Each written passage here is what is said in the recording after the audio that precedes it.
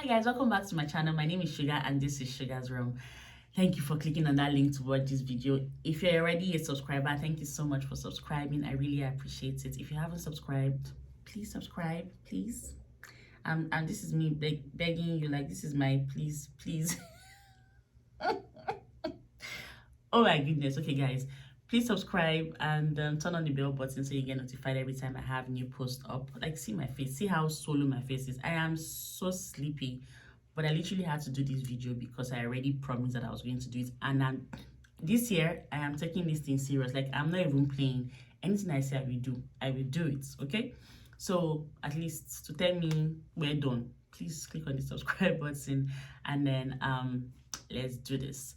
Today's video is actually just going to let you guys know what to think about before choosing where to stay in Canada. It's going to be a pretty short video, I hope. So just keep watching if this information is something that you are interested in knowing.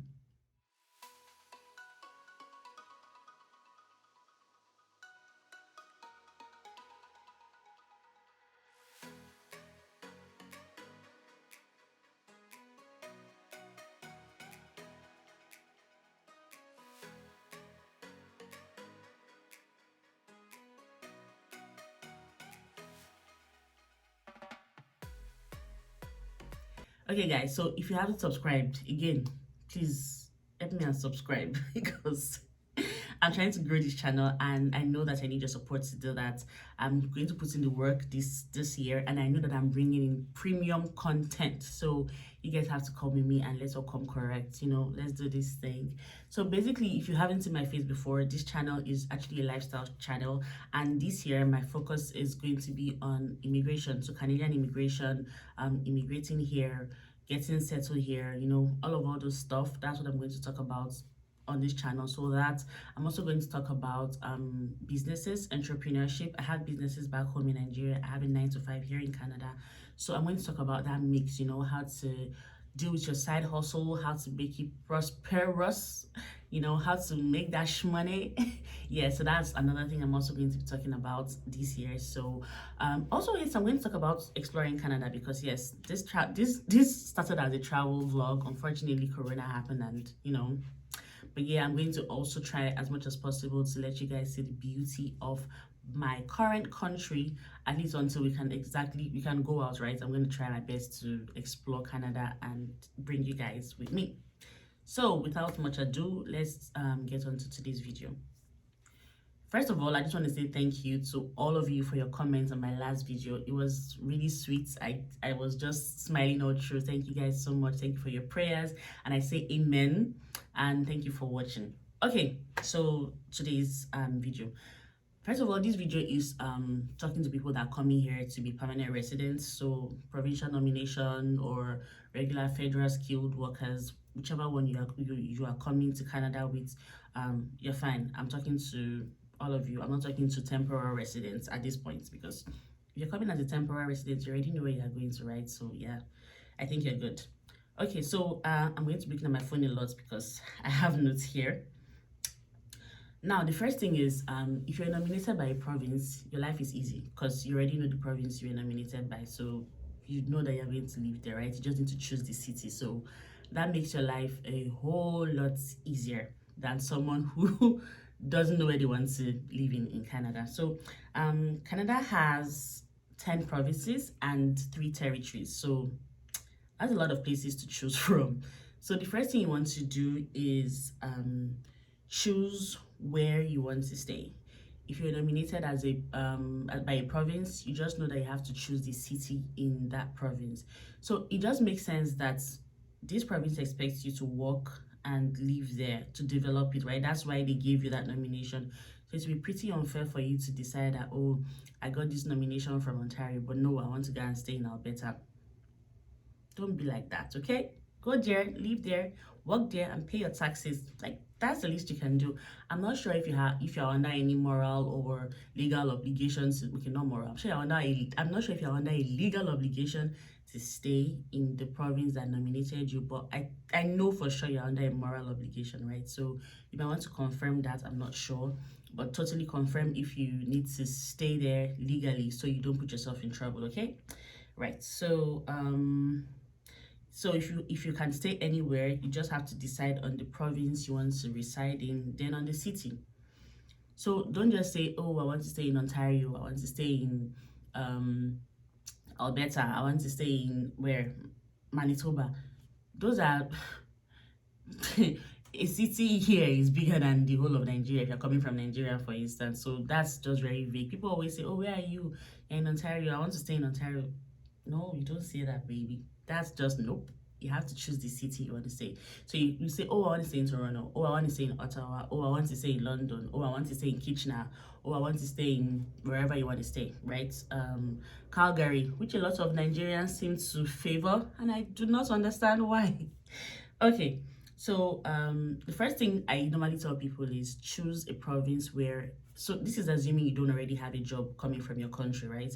If you have a job coming from your country, sweet, that's perfect. Like that's a plus. So that's on another level. I'm talking to people who do not have a job yet, who literally are coming here fresh, no job, no ties or anything like that, right? So those people are the ones that we need all the advice that they can get, right? For people that already have family members or friends that they can actually stay with and save money on rent, that's perfect. By all means, go there and then you can start applying for jobs wherever you are, and then you can move eventually. So that makes sense. If you have somewhere to stay, by all means, stay there and save money. This rent here is not cheap. It's not being so. Yeah, that money can be saved, and that's totally perfect. Okay, so if you don't have anywhere to stay and you don't have friends, you don't have family, you're just thinking of, okay, what am I going to do? Do I want to just get a house from? I'm going to use Nigeria here because I'm Nigerian, and yeah. So if you're just coming from Nigeria, you're thinking of where to stay. How do I decide on what to stay? You should consider a couple of things. It depends on the time of the year you're coming. If you're coming during winter, for instance, consider your cold tolerance. So if you're going to come here and you're not going to get a car immediately, and you're like me, that you know that you and cold are not friends, you might want to consider staying somewhere that is not as freezing as Alberta. So a friend of mine is in Alberta, is in a town in Alberta, and last not last week, maybe yesterday, the day before yesterday, he sent me a screenshot of the weather and it was minus 61. I was like, wait, what? Like, how are you guys surviving? That's like putting, if that's colder than a freezer. So I can't even think about surviving there. Of course, I know people are there and they are surviving, but I'm already scared that I'll fall sick. So I can't even consider that, right? And people like going to Alberta because they say, oh, it's cheaper, it's cheaper, it's cheaper. I understand that you say it's cheaper, but well, it's free healthcare anyway. So if you fall sick, I guess you can just go to the hospital. So that works. But um, I try to tell people that sometimes you need to consider some things when you're moving. You don't just say, "Oh, I'm going to Alberta because it's cheaper," because you most probably get a job somewhere else, and then you have to move. So what was the point? If you can just how do I put it? This I don't think the disparity is so much. If you settle down and look in a place like Ontario, for instance, there are cheap cities in Ontario. Everybody just seems to, well, not everybody, most people seem to want to go to Toronto because that's the hub and everything. Everybody wants to go to Toronto. Toronto is expensive, guys. Like Toronto is expensive. I won't even lie. I live in Ottawa, by the way.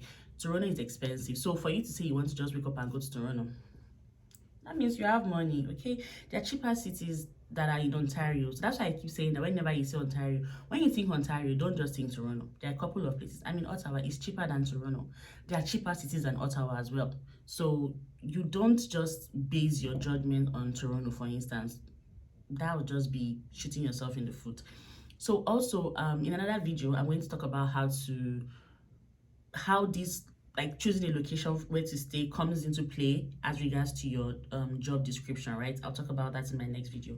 So going forward,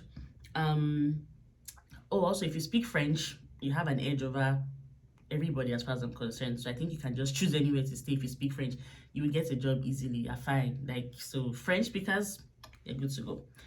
Okay, what else? Okay, so my first tip is don't sign a lease from outside Canada.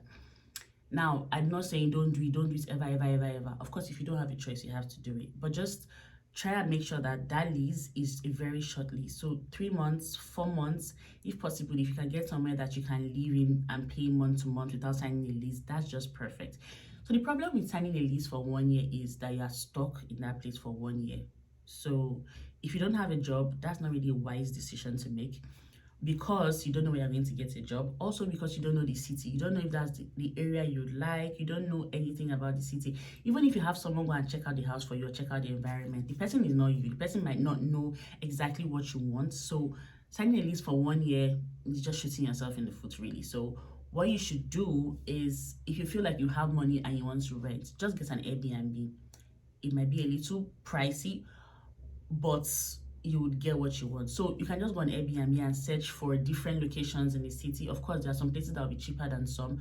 So just check. You can also check for hostels, check for places that you can stay that are cheap, and just stay there for a short period of time. So you can just get an Airbnb, or hotels are expensive. That's why I'm not mentioning hotels. So Airbnbs are good, or anywhere you can just get like short lets, and that's fine. You can also go on Kijiji to search for houses or apartments or shared apartments anywhere. Just go on Kijiji. That's KIJIJI.ca. So go there and search for leases, accommodation, stuff like that, and you definitely see somewhere to stay. The people that rent out just one room in their house or their basement, so that's fine. Those are usually cheaper. You can go there. Like when people say, "Oh, places are expensive," you can literally get a room to rent in Ottawa, where I stay, for $600. I don't know how much cheaper it can be in Alberta than that, really. So when people say Ontario is expensive, I really can't relate. I don't get it. So yeah, that's really it, actually. Just make sure you get adequate knowledge and information about the place you want to move to. Ask questions, go on Google. There are lots of free forums, there are lots of free information about these things on the internet. You can see someone from your country, you can see a YouTuber that lives in the province you want to live, for instance. Send them a message, ask them about their city, and they will definitely respond to you. You can go on Twitter, you can go on Facebook, Instagram, and now Clubhouse. Clubhouse is the perfect place now, because people are making connections on Clubhouse. So if you're not even on Clubhouse, you should totally check it out, and then you definitely make friends even before you move to the city. So you should totally do that. And then something else you should do, this is an extra tip. If you drive already in Nigeria or your country, make sure you have a valid driver's license before moving here, so you can easily convert it to the Canadian driver's license. And I'll tell you why this is important in my next video. My next video is going to be talking about how to get a job from not from, almost as soon as you get to Canada, like the tips and stuff you need to do so you can start working as soon as possible. Okay, you want to watch that, don't forget to turn on the bell button, like I said, so you get notified when I have new post-ups. And if you haven't subscribed, this is a good time to subscribe. Oh, I've not forgotten. Please subscribe. Okay, so I'm going to just do a summary on what I've said today. Basically, Canada has 10 provinces and 3 territories. Territories are really freezing, so I don't even know people that used to just wake up and just pack their load and go there. So let's talk about the territories, okay? The provinces, sorry, not the territories. So basically, make sure that you choose somewhere that works for you. So if you have family and friends, swallow your pride, stay with them. You will save money. I understand that there's proof of fund and you have money to take care of yourself and your family for 1 year. It's fine, but still save that money. You understand? Swallow your pride, though. Don't come and be me what I don't know. Of course, if you can't live there, that's fine. But if it's somewhere that you can just ask, and I've noticed that Nigerians especially are very open to helping people, because most of them actually had someone help them when they moved here, right? So they're very open to helping people. So just ask, and then if they say no, it's fine. Don't get angry. You don't know why they're saying no. Just take it in good faith. But try your best to make sure that you are saving money as much as you can. Okay? And then, yes, don't sign a lease from outside. I'm saying it again. At least don't sign a long one. You can sign a short one that you can just, okay, manage. Even if it's 4 months, you can manage to stay there. But don't sign a long-term lease, because I'm almost 100% sure that you will regret it. This is, of course, if you have a job, you're fine. You're good, okay? This is for people that don't have a job yet and just want to move to a new city. Okay, yes, Kijiji is the place to check for accommodation. I'm sure that there are other places, but I don't know them personally. So Kijiji is the one that I know that I've trusted, I've recommended, and I've gotten results from. So yes, you can totally try Kijiji. Okay, guys, that's about it for where to how to choose where you want to stay. Think about your cold tolerance. Of course, there are warm cities in Canada, but of course, the warmer it is, the more expensive the way of life is. That's how it is, you know. So you have to just think about what you want. So once again, as I mentioned in my last video, if you have questions you want to ask about immigration, just send me a DM on Instagram, on Twitter. I'll just drop a comment and ask, because I'm going to have a regulated Canadian immigration consultant come on my channel to answer these questions.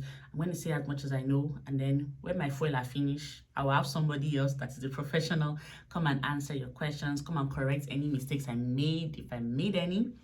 So yes, thank you for watching. If you live in Canada already and you have tips to give to people that are trying to just come here and don't know how to choose where to stay, please leave them in the comment section.